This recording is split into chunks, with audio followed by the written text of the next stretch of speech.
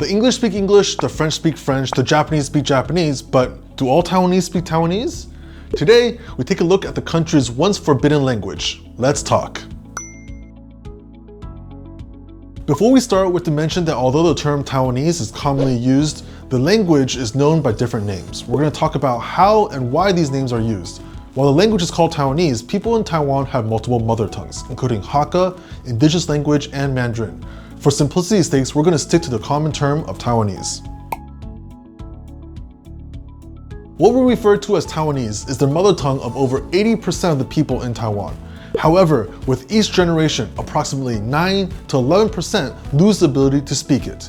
A survey by Sun Yat-sen University shows that only 39% of the children born in the 90s can speak Taiwanese. Over the course of hundreds of years, many people came to Taiwan from southern China, usually from the southern Fujian region. In their native tongue, Fujian is called Hokkien.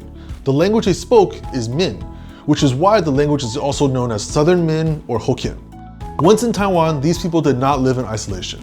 They interacted with the settling Dutch and Spanish, negotiated with the indigenous tribes of Taiwan, and learned Japanese while underneath Japanese colonial rule. Similar to how American English developed, Taiwan slowly created its own version of Hokkien, a kind of Taiwanese Hokkien. But how did a language that was once so prevalent and pivotal to the people become sidelined? After World War II, the Chinese Nationalist Party, aka the Kuomintang or KMT, was given control of Taiwan. This ended 50 years of Japanese rule over the island.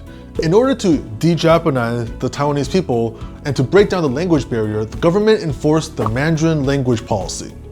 Under this policy, schools taught Mandarin and taught in Mandarin. Children who spoke other languages would be punished. Some were forced to pay a fine, while others were forced to wear a sign that read, "I love Mandarin," or "I won't speak local dialects," until they caught their replacement. Side note, previously schools primarily used Japanese since Japanese was Taiwan's national language as it was a Japanese colony. However, students were still allowed to speak their native tongues. This can be seen in the Taiwanese baseball movie Kano, with the high schoolers speaking a mixture of languages. Because of the KMT's policies and the lack of, or improper representation, youth in Taiwan often saw speaking Mandarin as being sophisticated and civilized, while speaking Taiwanese as unrefined and uncultured. You can see it in TV programs from the 90s, where doctors, lawyers, and business people spoke Mandarin, while farmers, gangsters, and villains spoke Taiwanese. And as parents focused on getting their children into good schools and getting high-paying jobs, Mandarin, the official language for school exams and business deals, became the norm. Even families that spoke Taiwanese for generations started to adopt Mandarin. This led to a decline in children who know Taiwanese. This is most apparent in northern cities like Taipei. Eventually, the Mandarin language policy was abolished. Now schools and governments are promoting more native tongue education. There are similar efforts by individuals and small organizations. Let us know if you're interested in learning about other Taiwanese languages.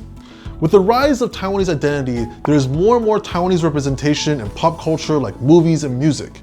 Speaking Taiwanese or other mother tongues bolsters Taiwan's identities and dispels the narrative that Taiwanese are all Chinese. More and more families are mixed cultured or come from other countries. Have you or someone you know experienced relearning your mother tongue? Like and subscribe for more Taiwan stories. I'll see you around. For me, as a way to practicing my Taiwanese, I'll try to strike up conversations with cab drivers in Taiwan. But they might not speak Taiwanese, so first I listen to what radio channel they listen to.